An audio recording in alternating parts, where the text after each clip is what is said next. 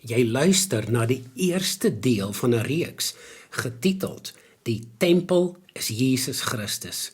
Miskien voel jy, nie alweer die tempel nie, maar die woord is soos 'n vars ui. Elke keer wanneer een skil afgehaal word, word jou oë oopgemaak en loop die trane van blydskap oor jou wange. Vandag begin ek met die tempelpoort, is Jesus Christus. Wanneer die skrif praat van tempel, is dit nie die enigste woord wat daarvoor gebruik word nie. Heel wat sinonieme kom voor en hulle beteken almal min of meer dieselfde. Daar word verwys na tabernakel, na tent, na tempel, na heiligdom, na woning, na woonplek, na die huis van die Here, na gemeente, na kerk, of na die Griekse woord ekklesia. Nou, hoekom teruggaan na 'n tempel?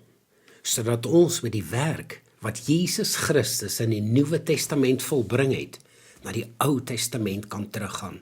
Dan begin ons alles anders sien.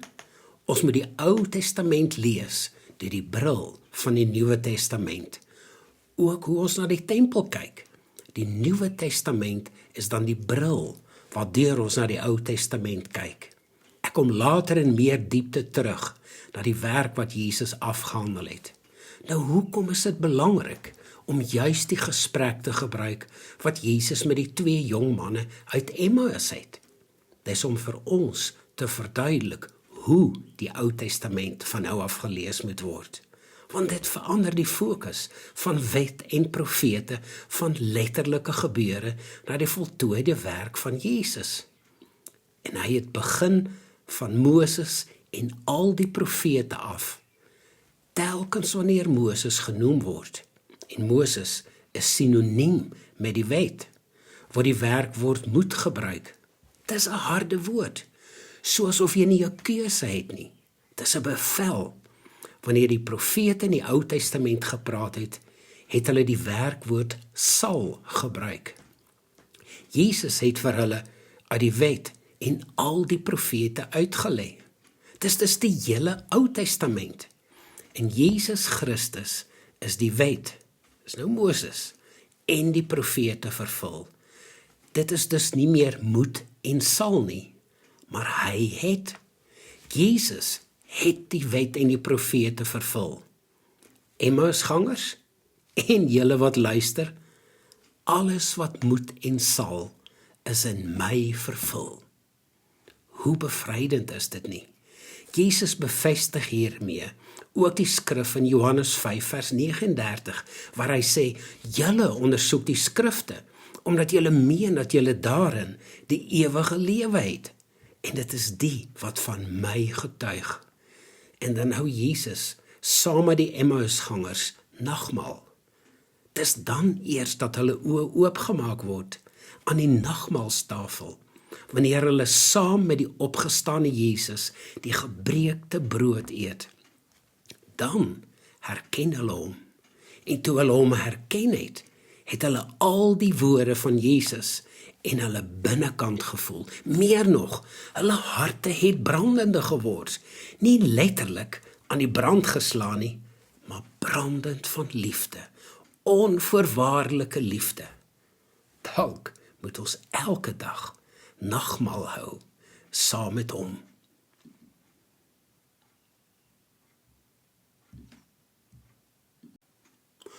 Ook moet hulle vir my 'n heiligdom maak, dat ek in hulle midde kan woon. Wie is hulle? Die kinders van Israel. Die Here gee die kinders van Israel opdrag om vir hom 'n heiligdom te maak. En dan sê die Here, woon ek in julle midde. Ek gaan later terugkom na hierdie skrif, om aan te dui dat hierdie bevel wat die Here aan Moses gee, van die begin af, gedoem was tot mislukking. Dit was nooit God se oorspronklike plan nie. Mensehande kan nooit sy heiligdom maak waarin hy wil woon nie. Maar Vader soek 'n tabernakel, 'n tent, 'n tempel, 'n huis, 'n woning, 'n woonplek, 'n gemeente, 'n kerk, 'n ekklesia. En daarin wil hy woon. Dat dit in die Bybel wemel van voorbeelde wat na die tabernakel verwys, is duidelik. 13 hoofstukke in Eksodus, 18 hoofstukke in Levitikus, 12 hoofstukke in Deuteronomium, 4 hoofstukke in Hebreërs, 131 uit 303 verse, 43% van die Hebreërsbrief. Baie hoofstukke in die Bybel openbaar dus die doel en die patroon van die tabernakel. En wat is die doel en die patroon? Die openbaring van Jesus Christus aan my en jou. Dit bevestig dat die skrif van hom getuig. Ek dink dat dit beslis nodig is dat ons weer teruggaan na die belangrikheid van die tabernakel. Maar ons manier van kyk is nou deur die bril van die Nuwe Testament, deur die voltooide werk van Jesus Christus aan die kruis. Hier is die blauwdruk van die tabernakel wat Moses van die Here ontvang het. En dit is verstommend om te sien hoeveel detail die Here aan Moses gee. Dit is 'n perfekte bouplan deur 'n meester-argitek. Daar is duidelike instruksies rondom die plasing van die tabernakel wat rigting aanbetref. Oos, wes, noord en suid is nie lukraak gekies nie. Ons gaan by al die binnegoed van die tempel uitkom, maar eers die ingang. Die ingang van die tempel was aan die ooste kant, daar waar die son opkom en sy eerste sonlig op die ingang van die tempel laat skyn. So fyn beplan. Ook die wyse manne het uit die ooste gekom, sê Matteus 2 vers 1. Jy kon net van die ooste af die tempel ingaan, deur die deur met 'n hoofletter. Jesus noem hulle wat nie by die deur wil ingaan nie, diewe en rowers, in Johannes 10 vers 1. Eers aan die einde van die Bybel, in die laaste hoofstuk, noem Jesus self dat hy ook die blinkmôre ster is. Openbaring 22 vers 16. Die blinkmôre ster is die planeet Venus wat in die ooste verskyn net voor sonsopkoms. Dis die natuurlike, maar in die gees is Venus ook 'n metafoor vir Jesus Christus. Dis liefde, skoonheid, verhouding, waardes, karakter, identiteit, maar ook duidelikheid en veral metamorfose. Jy kan gerus Romeine 12 verse 1 en 2 lees. Dis nie verandering of transformasie nie, maar metamorfose. En metamorfose is tog veel dieper en veel ingrypender. Maar soos die tabernakel in die middel te sien is daar meer wat die Here vir Moses gesê het. Die stam van die Lewiete het die naaste aan die tabernakel gebly. En soos julle kan sien, het hulle nie in die tabernakel gebly nie. Hulle was die priesters en uit hulle is een hoëpriester aangewys. Aan die ooste kant van die tabernakel, die naaste aan die ingang, was die stam van Juda, die stam van Isaskar en die stam van Sebulon. Alhoewel ek nie in diepte gaan kyk na die 4 evangelies in die Nuwe Testament nie, wil ek slegs noem hoe hulle verbind kan word met die stamme en waar die stamme geplaas is. Juda, Isaskar en Sebulon kan met die Bybelboek Matteus verbind word. Jesus word hier as die koninklike mens voorgestel en selfs die perskleur word dan belangrik. Ek gaan later vir julle verduidelik wat die presiese betekenis van pers is. Dat die tabernakel wat in Openbaring ook met die troon verbind word deur 4 lewende wesens omring is. Dis uiters belangrik. Dit word in Openbaring 4 verduidelik. Ook hier gaan ek nie nou in diepte op in nie. Slegs so die voorkoms van die 4 lewende wesens gelyk het. Die eerste lewende wese het die voorkoms van 'n leeu gehad. Hierdie 3 stamme, Juda, Issaskar en Sebulon verteenwoordig die voorkoms van die leeu. Aan die weste kant van die tabernakel was die stam van Benjamin, die stam van Manasse en die stam van Efraim. Benjamin en Manasse en Efraim kan met die Bybelboek Markus verbind word. Jesus word in Markus as die diensbare mens voorgestel. Die rooi kleur is belangrik. Later meer hieroor. Benjamin, Manasse en Efraim verteenwoordig die voorkoms van die tweede lewende wese wat soos 'n kalf gelyk het. Aan die suidekant van die tabernakel was die stam van Gad, die stam van Simeon en die stam van Ruben. Gad, Simeon en Ruben kan met die Bybelboek Lukas verbind word. Jesus word in Lukas as die sondelose mens voorgestel.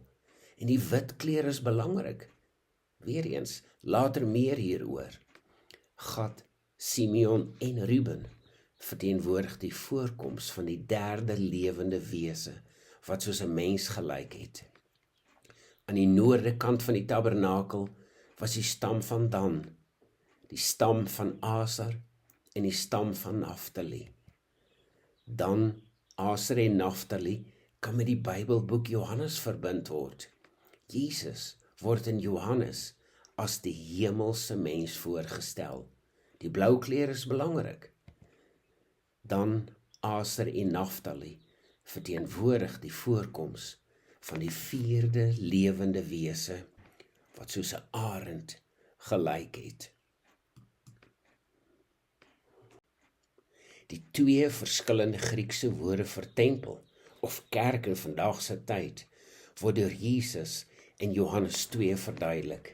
En die twee woorde is nog steeds baie relevant vir ons vandag. Want die meeste Christene is net soos die Jode 2000 jaar gelede. Hulle het nie verstaan wat Jesus bedoel het toe hy met die Jode oor die tempel gepraat het en die twee woorde gebruik het nie. Kom ons begin om die verskil te verduidelik. As ek vir jou vra, wat sien jy? Sê jy dalk 'n kerk. Maar eintlik wys ek vir jou 'n kerkgebou, 'n fisiese kerkgebou wat jy met jou natuurlike sintuie kan sien. Die Griekse woord wat Jesus gebruik as hy na die fisiese tempel van die Jode verwys, is die woord hieron. Maar hieron is ook vir my en jou 'n fisiese kerkgebou. Elke dorp het letterlik tientalle kerkgeboue of hierons.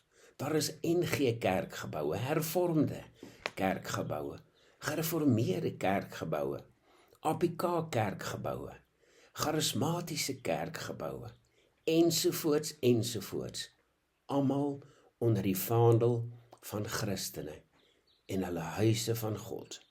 En elkeen van hierdie kerke het hoekstene gelê met 'n datum en dalk die naam van 'n persoon daarop. Dis 'n kerk deur menshande gebou. Maar hy gebruik ook 'n ander Griekse woord, naos. Dis die geestelike tempel. Dis Jesus Christus, die hoof. En ek en jy, wat almal saam liggaam van Christus is. En hierdie kerk is Jesus die hoof en die hoeksteen. En ons is die liggaam, die lewende stene. Ons is saam met Jesus Christus die kerk, die geestelike huis, sê Petrus. Die Jode het nie verstaan wat Jesus bedoel het, toe hy vir hulle gesê het, dat hy hierdie fisiese tempel sal afbreek en in 3 dae weer sal oprig. Hulle het beslis nie verstaan dat hy van die tempel van sy liggaam gespreek het nie. En wat hulle ook ingesluit het, want ons is mos saam met Christus gekruisig en ons het saam met Christus opgestaan. Hier lê die sleutel. Stefanus vertel die Jode klinkklaar, die Allerhoogste woon nie in tempels wat met hande gemaak is nie. Die apostel Paulus sê presies dieselfde in Handelinge 17 vers 24. Die God wat die wêreld gemaak het en alles wat daarin is, hy wat die Here van die hemel en aarde is, woon nie in tempels wat met hande gemaak is nie. En in die volgende vers sê Paulus dat hierdie God ook nie met mensehande gedien kan word nie. Dalk 'n onderwerp vir later.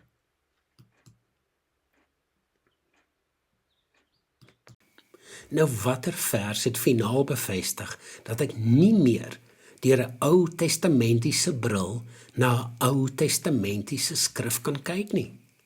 Johannes 19 vers 30. Dit is volbring. Jesus het alles afgehandel. Alles is volbring. Geen mensehande nie. Nêrens nie. Niks nie. So hoe moet ek dan Eksodus 25 vers 8 lees? Wat die Here self aan die woord is en sê, ook moet hulle vir my 'n heiligdom maak, dat ek in hulle midde kan woon. Hier staan dit. Hier is die lees deur die bril van die voltooide werk van Jesus Christus. Ook het u, Jesus Christus ons Here, vir my, ons hemelse Vader, 'n heiligdom, 'n tempel, 'n kerk, 'n eklesia, 'n woonplek, 'n huis gemaak, en ek, Vader, Seun en Heilige Gees, woon in julle. Vir 'n oomblik moet jy na die prent kyk. Die volk Israel het naby die tabernakel kamp opgeslaan. Ja, hy's in hulle midde. Maar kyk bo na die prent. Dis hulle wat ver is, die heidene. Maar daar is hoop. En hier is die man oor wie die profete profeteer. Sagaria 6 verse 12 en 13. Kyk, daar kom 'n man wie se naam is Spruit, en hy sal uit sy plek uitspruit, en hy sal die tempel van die Here bou. Ja, hy sal die tempel van die Here bou, en hy sal majesteit verkry, en sit en heers op sy troon. Loer weer na die prent. En kyk nou na die bokant van die prent. Dis die volke en nasies wat baie ver is. Dis die heidene. Maar daar's vir hulle ook hoop. Sagaria 6 vers 14. En die wat ver is, sal kom en aan die tempel van die Here bou. Paulus vra 'n vraag aan die Korintiërs. Maar natuurlik is die vraag ook aan al die Jode en al die heidene gerig. Weet julle nie dat julle 'n tempel van God is en dat die Gees van God in julle woon nie? Baie mense antwoord nog nie, want hulle weet dit nie. Hulle het nog nooit gehoor nie. Slegs sommiges weet dit. En nou weet jy dit ook. Ons mag nie Jesus se woorde in Matteus 5 vers 17 misverstaan nie, as hy sê dat hy gekom het om die wet en die profete te vervul. Hy het die wet en die profete vervul. Dit is volbring. Johannes 19 vers 30. Die moed van die wette van Moses en die saal van alles wat die profete geprofeteer het, is nou in Jesus Christus volmaak vervul. Die poort van die tabernakel was aan die ooste kant. Daar is net een ingang, een deur, een weg, een poort. Hierdie poort is baie wyd en elkeen kom in. Die poort is baie mooi en skoon. Die poort het met sy helder kleure uitgestaan bo die res van die bedekkings van die tabernakel. Jy staan dalk in jou eie gedagtes nog buite, want jy leef met skuldgevoelens, met skille, wat jou oë nog bedek en die leuen hou. En jy sien nog nie dat alles reeds volbring is nie. Jy verstaan nog nie wat die kleure vir jou beteken nie. So wanneer jy instap, is jou oë oopgemaak. Jy stap in geregtigheid deur die wit en deur die bloedrooi, wat die eenmalige offer van Jesus Christus is, deur die blou en hemelse plekke in, sodat jy deur die pers kan weet dat jy as koning saam met die koning regeer. So waar wil jy wees? Buite? Dis net in jou gedagtes moontlik. By hom, in hom, want dit is waar jy klaar is, in Christus. Wat moet jy nou doen? Niks nie. Vir wie is dit? Vir almal. Amen. Die 4 kleure het ek reeds genoem toe ons na die tabernakel van Moses gekyk het. Ook die plasing van die stamme. Die pers aan die ooste kant met die aangesig van 'n leeu, die rooi aan die weste kant met die ingang van 'n kalf, die wit aan die suide kant met die aangesig van 'n mens en die blou aan die noorde kant met die aangesig van 'n arend. Met die wit kleur word Jesus as die regverdige voorgestel. Ons is die geregtigheid van God.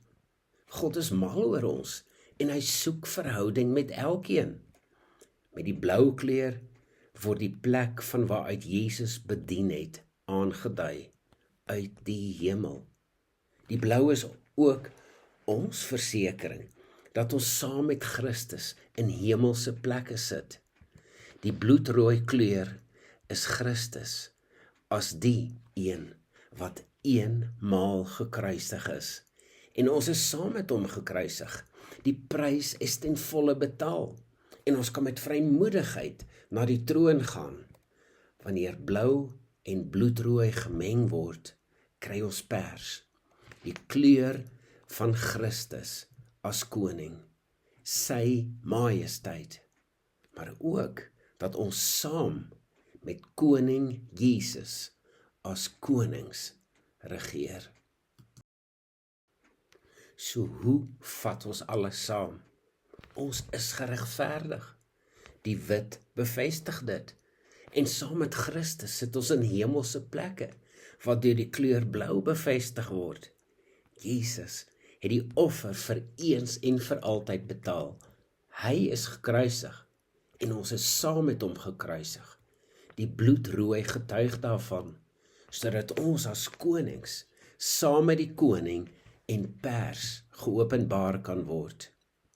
As jy die Heilige Gees toelaat om hierdie identiteit wat jy voor die sondeval gehad het en nou weer teruggekry het, te verstaan en te leef, leef jy soos 'n oorwinnaar saam met hom. Hou op om te dink dat jy nie waardig is nie. Hy glo nie daardie leuen net jy glo dit, maar nie meer nie. Geniet die poort van die tabernakel. Dis waar jou ewige reis in Christus 'n werklikheid geword het. Baie liefde en tot die volgende keer.